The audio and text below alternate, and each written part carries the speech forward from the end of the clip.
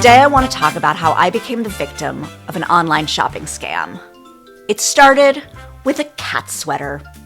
This cat sweater.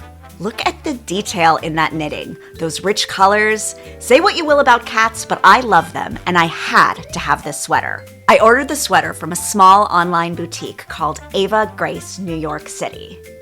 What I got was this polyester sweatshirt with an image of the cat sweater that I wanted printed on top.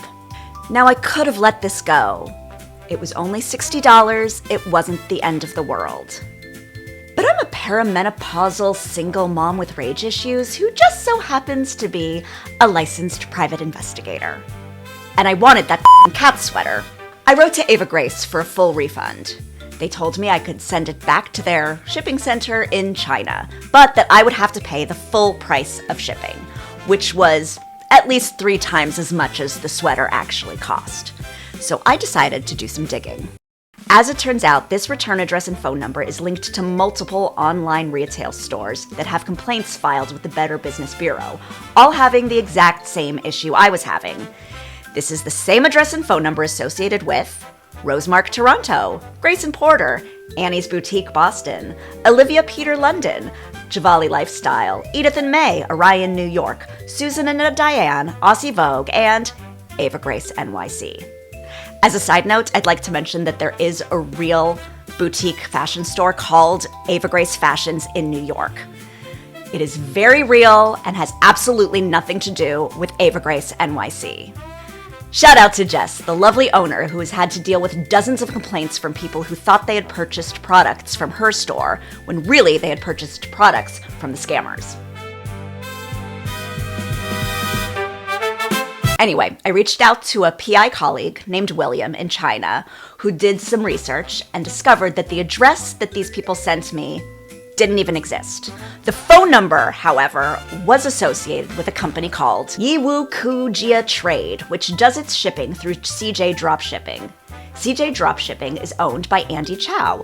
Andy Chow, who was sued by Juul Vape Company a few years ago for selling counterfeit Juul products. I believe he had to pay them over $2 million. All these scam online clothing stores being associated with the same phone number got me thinking. Either Yiwu Kujia Trade and CJ Dropshipping are behind the scams, or they're enabling the scammers. I reached out to Andy Chow, the owner of CJ Dropshipping, to try to better understand their business model. What exactly do they know about the scam businesses who are using their phone number as a contact number? Do they know who was behind Ava Grace NYC, or any of the other fraudulent shops that seem to be utilizing their services? I have yet to receive a response. But I'm hoping this video will change that. Because whether they like it or not, these companies are liable. And it would be a real shame for them to have to face fraud charges based on their inability to make sure that the businesses utilizing their services are in fact real businesses. Which, come to think of it, makes me wonder if Shopify is liable too, because all of these businesses are using Shopify as their sales platform. And while Shopify states that the businesses who use their services must use certain standards, it's clearly not enough to weed out scammers. And then isn't Facebook and Instagram liable as well?